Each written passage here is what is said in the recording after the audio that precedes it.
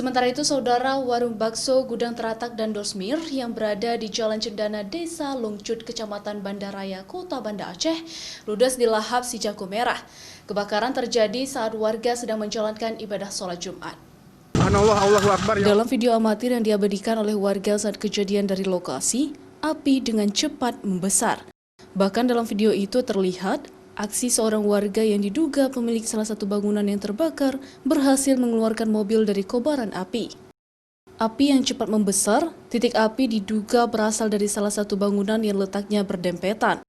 Namun saat kejadian tidak ada satupun karyawan yang berada di lokasi karena kondisi cuaca panas membuat api dengan mudah menyambar ke bangunan yang berada di sebelahnya. Pihak pemadam kebakaran langsung mengerahkan armada ke lokasi setelah mendapatkan laporan dari warga. Api berhasil dipadamkan setelah 60 menit kemudian dengan 5 unit arma. Namun seluruh konstruksi bangunan ludes terbakar.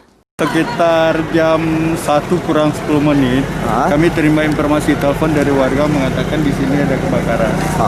Setelah kami cross check, kami langsung kemari TKP. Api sudah marak emang, sudah besar. Dan terbakar bengkel sama gudang teratak. Ada korban jiwa nggak? Korban jiwa enggak? Oke. Oh, tempat bakso ya? Oh, ini gudang teratak. Oke. Korban jiwa enggak ada.